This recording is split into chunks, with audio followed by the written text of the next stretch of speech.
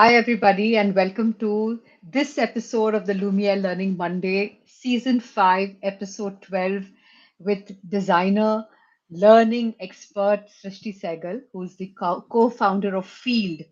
And Srishti, thank you so much for coming to the online podcast after coming to our office and talking about your work in learning and just the most exciting conversation, the session that you did for us in the office as a team.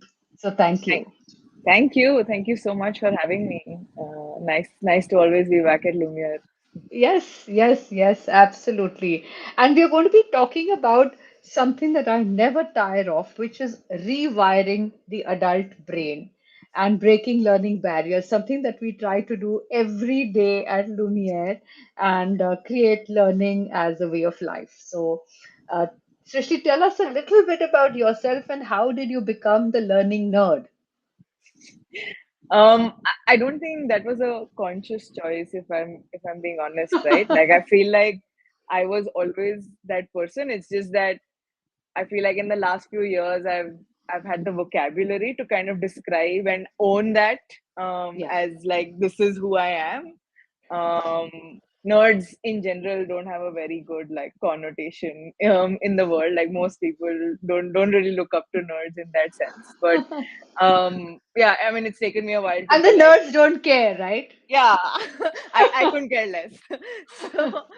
so I mean I think as a kid growing up, I like doing a lot of very different things, and it wasn't like, there are some kids that are like, okay, I'm into sports and that's kind of their life, or some people are like, okay, I'm into art and that's kind of their life. I kind of dabbled with very different sets of things, and um like that was I enjoyed all of it, right? So as I kind of grew up, and things, time kind of is a scarce resource as you kind of keep growing up. I realized that those are all the things that I enjoy doing, and I enjoy being like almost like um keeping my hands in different buckets, if I may, right? And like kind of learning new things is something that I find a lot of joy in.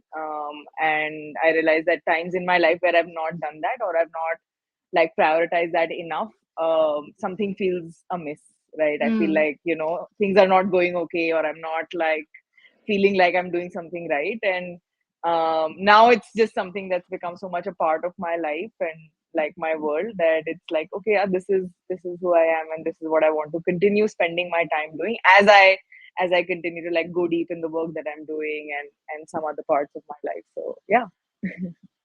So you now have set up a company to Yes. help you do that for individuals, mostly for corporates. Like, so a lot of your work is in that space. But between, like, what is it that you decided to train in, and how did your training sort of prepare you for this, as well as the past work you've done? So maybe you want to just take us through the steps that have brought you to this point in time, Srishti. Sure. So I went to design school. I studied like industrial design, and growing up, like it was my love for craft that got me to design school. Like I always Ah, loved building things with my hands, and like those summer craft books that would be like 100 crafts for the summer. Like I was that kid who would just sit over the summer and finish all of them, right? wow. So because I love doing that and like actually building things from my hand, I thought, okay, design school seems like a very natural extension of kind of trying to learn how do you actually build something. So I studied industrial design in college. And by the end of my first year, I think it was very clear to me that I didn't want to necessarily design products in the traditional sense of the word, right? So an industrial designer traditionally would end up designing like products like a TV or a bag, or appliances in the kitchen, etc. And I was like, okay, that's great. Like there are enough people that are doing that, but what is it that I want to do? I was not sure, but I knew that that's a question that I wanted to kind of answer before I graduate. And somewhere along that quest of trying to discover what is it that I want to do with these skills of like product design, is where I discovered and stumbled upon the world of learning. So was working on a project in college where we were trying to design a toy for kids. Uh-huh. And in that process ended up speaking to like a lot of teachers, a lot of students, a lot of parents, and trying to also do a lot of research on learning, which was very new for me at that point in time, like trying to Mm-hmm. understand the science of learning and going deep into like how people learn or pedagogies, etc.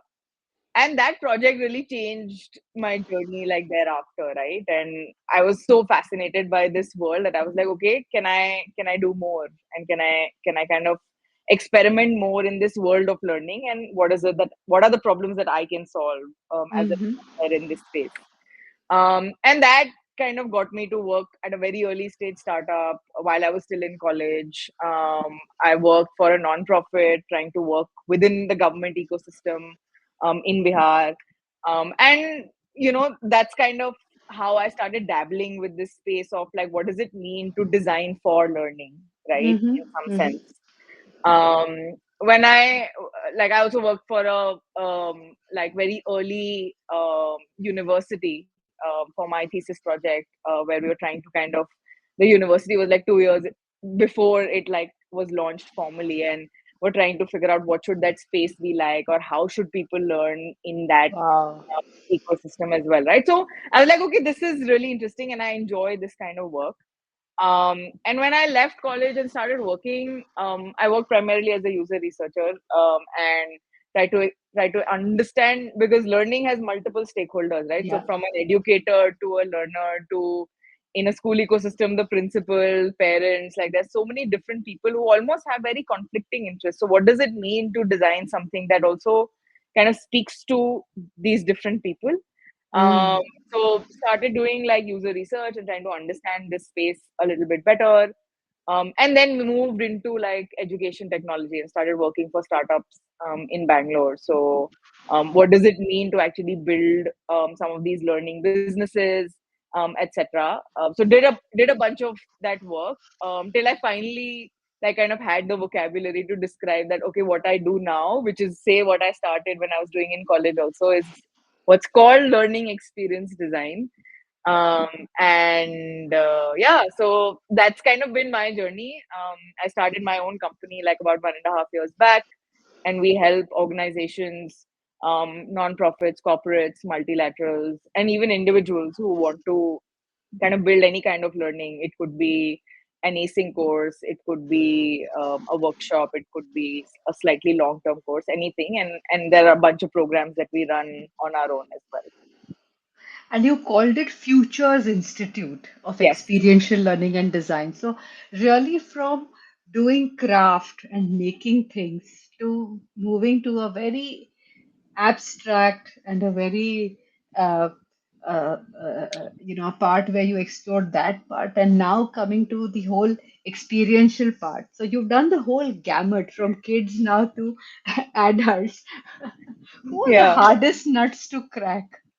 Adults, hands down. Kids are way easier. And among adults also, are there different types of adults that you break your head on the wall more with? I feel like people that are working are harder, because it almost, I feel like what's harder to kind of break with them is that they think that they're done with learning, right? Like Oh, I've finished school, I've finished college, I've done my masters also. Like, why do I need to learn, right? I think that's the kind of mindset that's the hardest to break, right? We work like across the board. So we work with very young adults, kids that are like say in 8th grade onwards, trying to figure out what do they want to do with their lives, to like mm, people in college, to people that are working, like that entire mm, spectrum, right? And I feel like uh, people that are still like kids are a lot more receptive to new ways of learning, to new things, than we are as adults, and like myself included sometimes. So like, how do you kind of break that mindset and almost look at like how we look at learning, how we look at breathing, right? Like you're constantly doing it all that. I don't think learning is any different. wow, um I love that. I love that. I love learning equals breathing. Yeah, beautiful. Beautiful. So you're saying it's the unconscious you're making, it's like learning pranayam. It's like learning to the equivalent, right? yeah, because we're learning all the time. It's just that we don't know it, and unless we kind of focus our energy or like our thought into that, we won't, like there's so many things that we learn but don't really realize. So it's also about trying to make sense of that. And like learning, in a sense, the way I look at it, is also kind of meaning making, right? It's not about a fact that exists out there. It's about what can you do with that, and how can you kind of, how is that valuable to you, right? Because in, like, I mean, I think especially, and there's more in the world that we live in today, where information is like out there for everyone to use, right? We're no longer in a world where the teacher was the source of knowledge, right? Everything is like accessible at the click of a button. Now, then in that world, what is it that you can do with that information is what kind of differentiates you from the next person, right? And that's what learning is about. Wonderful. So, today when you are structuring programs, you're structuring courses. So, are there some hacks or things that you can sort of tell our viewers? What is it that they can first do to break any fears that they might have, or these barriers? Any barrier. It could be fear. It could be I'm too. It's too late. I don't need it. What I'll find what I need, and maybe separate learning from remembering, or learning to write, for a goal like writing an exam, as opposed to the flow of learning as a flow, as opposed to something that is fixed or static. So maybe you Yeah. want to just break that up a little bit for the viewers. Yeah. I feel like I'm going to answer this in a slightly roundabout way, but I feel like what a lot of the other behavior that I've also seen is this idea of like FOMO learning, which is like, oh, somebody X, Y, and Z that I know is talking about learning AI, so let me also kind of learn AI. Hmm. Or somebody is talking about learning about VR or whatever that might be, right? So it's almost like there is this herd mentality. Hmm. And that's also because like there's so much social media, people are talking so much about like what they're doing and And etc. you're So in how, Bangalore. And you're in yeah, yeah, Bangalore, right? So you encounter that all the time, right? If you're not using those buzzwords, if you're yeah. not sort of with it. Yeah. So I think before, I mean, the step even before you start learning something is why. Like to ask yourself why, which is that okay, I might want to learn AI, but what AI might mean to you is very different than what it means to me, right? The value that it can add in my life, and that like unless that why is clear, I think everything else is bound to fail, right? So you can, because it is hard. Like it's not easy to like make time for learning, even if it's just like 5 minutes of reflection a day, right? Or like trying to pick up one new topic and try to like just read up about it or do something with it, right? So it's not easy, but you prioritize what you feel like is going to add value. So I think define that value like upfront before is going to be like one piece of advice that I would give. I think the other one is also a framework that I like to call like 222, which is that when you start learning something, or when you're like, oh, okay, I should learn something about AI or something about like leadership, for example, right?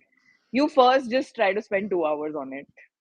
Don't sign up for a 2 day course. Don't sign up for a 2 week course. Don't sign up for something anything more than that, right? Spend 2 hours, do whatever, read a book, listen to a podcast, whatever format kind of works for you, and see what you feel about it, because that will tell you more about what you knew about like leadership than you before you sign up for like something that's slightly longer. Then you kind of like keep increasing that, so you make that 2 hours 2 days, you make that 2 days 2 weeks, right? And then that's kind of how you almost like build on top of it, because oftentimes it's like, okay, I wanted to learn about AI, but now I spent 2 days for a course that is not relevant for me, right? Maybe there was something else, and now I would have made a decision that, oh, okay, you know what, AI is not for me. It's Not my not relevant, scene. not my scene. It's not for me. It doesn't make sense in the work that I'm doing. But at the end of the day, it might not be that. It might be that I've just signed up for something without actually knowing whether what that's about, Hmm. and without really doing that meaning making for myself, right? Yeah, yeah, So that's kind of probably the other thing that I would say, which is that what is smell like spend a small amount of time on it before you kind of commit to it. yeah. um, and it's okay to have like multiple incomplete like learning journeys. It's like leaving a book unfinished, and that's fine, right? It's okay to do that, because you kind of have to find what works for you. um, So you're saying don't be so afraid to leave something where you're not probably the master at it, you know. Yeah, You yeah, could why just not? stay an amateur and that's okay. Okay, all right. And also find the smallest amount of time that you can spend on it to learn more about something before signing up for something that involves a lot of time, effort, energy, money, everything, right? Yeah. Yeah. No, I think this is very useful. You've said, why we learn. So get the value, define the value, recognize if there is FOMO somewhere. So why is this suddenly seeming very important? Yeah. Hmm? And then you talk about the 222, which is 2 hours, 2 days, 2 weeks. Very, Yeah. very practical. Very, very practical. Useful techniques. So, in terms of time, there are a lot of people who say, I want to do this, but they're not able to prioritize, Srishti. So, Hmm. is there something that you can tell someone who's like, and that's real, there is just so many long hours. So, what is it that you've told people that they can practically, what they can do that's realistic? Hmm. Um, so I think when you're learning something, right, there are two parts to the journey. The first one is when I don't know anything about something, right? And I'm trying to really build that skill from ground up. Right. I have zero practice. I have zero knowledge. Like say if tomorrow I were to go and learn Pilates, which I've never done before, like that will require increment like so much more effort and mental energy from me than me doing something like running, which I've been doing for the last decade, right? And you Got can it. use that for any topic. So don't try to pick too many things that you're trying to learn from scratch at the same time, Ah, right? okay. Because one is obviously the time that you're spending on it, but there is also like a cognitive load that comes along with that. Mm, Because you're also constantly thinking about it at the back of your head that okay, how did I do this, or what did I learn about that, right? So like don't try to pick too many things which are like okay, I know nothing about it and I'm trying to build this from ground up. So that would yeah. be one. The other one would be and it sounds very simple when I would say it, is like block time on your calendar, mark it as learning time. And if that's like half an hour at the beginning of your day, or maybe right after lunch when you're like okay, I know I don't want to necessarily work at that point of time, I'm not very productive to think, let me use that time to just like learn something new, right? Half an hour, it's a good like break in the middle of the day for me to, or whatever that time of the day is, make sure it's marked on your calendar and it doesn't get blocked over by like meetings, whether that's internal, external, whatever that is, right? So it's visible when every So time you, calendarize. yes, yes, calendarize it would be the second thing that I would say.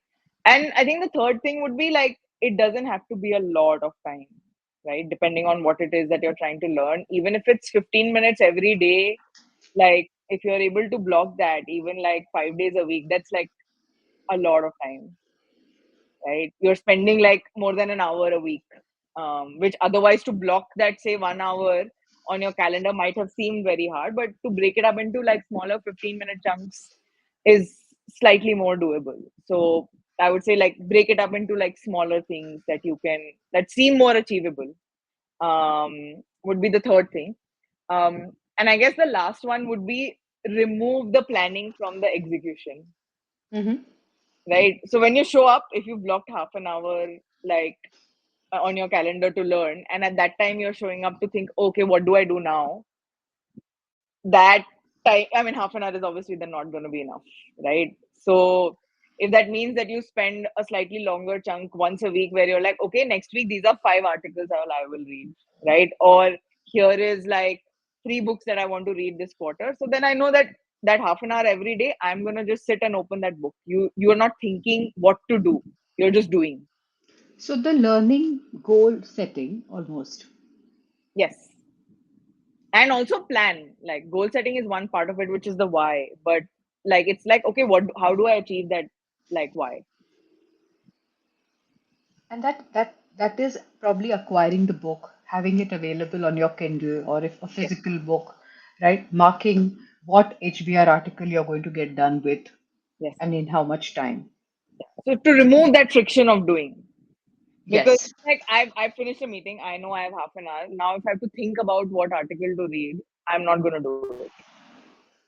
Right? It's human nature. Like how do you it's like taking out your shoes, right? The night before if you want to go for a walk Yeah. in the morning.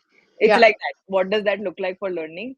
Um like you kind of make that Reduce make the that friction. Yeah. reduce the Make it happen. Yeah. Yeah. Yeah. Also linking it with something that comes naturally. So, like if you're doing it before lunch or you're doing it when, maybe at 4 o'clock or whatever is the time that you're pairing it with, maybe when you're having your afternoon tea or something like that. yeah, yeah. Also, you talk about the skill acquisition is possible at any age. So, are there any, like when you work with corporates, do you experience any sort of these limiting beliefs that people have saying, oh, maybe now I'll never be able to learn something, and which is age related? Have you seen any of that, Srishti? I feel that's changing quite a lot because I feel Okay. like with AI, a lot of people are like feeling very out of depth, Yeah. um, and feeling like they need to change and upskill and all of that. So I feel like it's not there as much. Okay. But I do feel like for them what I've seen is hard is to understand like pop culture and almost like at a language and a communication level because there's so much that has like the way that young people today talk and communicate that people find very hard to understand. And unless like if people have kids and stuff it's easier because that it's there around them. But in the absence of that, people are just like, oh my God, like, what are these people talking about? I have no clue. I cannot relate. And if I'm designing programs for people like that, it's just like, feels like a really big challenge because it's like they're talking in a different language that I don't understand. And then the way I'm talking is something that they don't understand. So that I like more than specific like tools or topics or things, like I find that cultural um relevance is what they find a bit hard to like understand. Yeah, I guess it's like learning a new language. Yeah, yeah. So when you've done kids work with Hmm. toys and so what are the adult equivalent of these toys? Because when we talk of playway in school or Montessori, there must be something which is amenable to adult learning. So what is it that your research and your work has brought you to? Is there something that you use or you recommend for people to do once or keep doing more of? Like I know older people who do crossword and Sudoku and these kind of things to keep the brain agile. So Hmm. just talk us through that part. Yeah, I can't think of any specific example, but there was a conference that I was attending last week, and this gentleman does a lot of work with games and adults and games, and uses games as a way to kind of get people to understand more about their context and upskill, etc.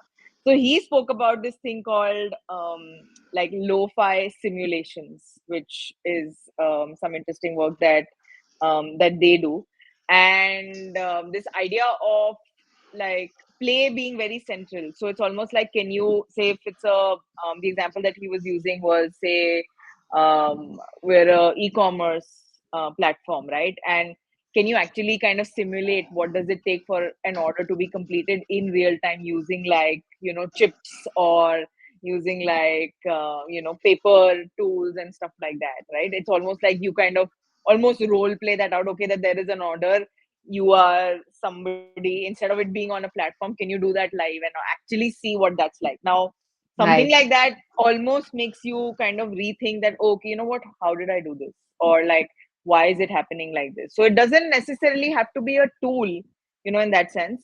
But I think how do we kind of bring in more elements of play, because I think as adults we don't like being silly, which is something that kids are great at, right? Kids love being silly, and that element of like humor and just being able to do something without necessarily looking at what comes out of it is something that we become very transactional. We're like, okay, this I'm doing this to achieve this, right? And there's always like an end goal. So I think for me that's kind of if I were to say that, like, how do you kind of do some of those and be slightly more like whimsical I love would that be, word. Yeah, yeah, whimsical is the word. Yeah, yeah. So allowing for that whimsy, allowing for a little craziness, a silliness, yeah, which also drops your guard. And I yes, think I also think of it as great for building communication within teams, breaking silos, building empathy for what others are doing, right? yeah, yeah, for sure. Right.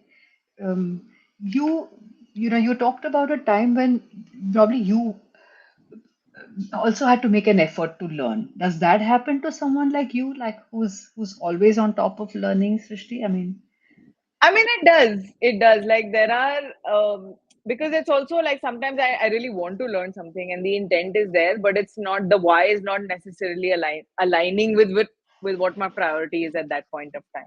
Right. So that kind of, then it's just like more like so the way I like to say it is that learning as an adult is like part intent, part planning, right? yeah, So how do you kind of like make time for that in your life? And oftentimes like then things that are burning will get prioritized, or things that you know that okay, I have a project coming up and I need to like know how to do this, will get prioritized over something that I might really want to learn.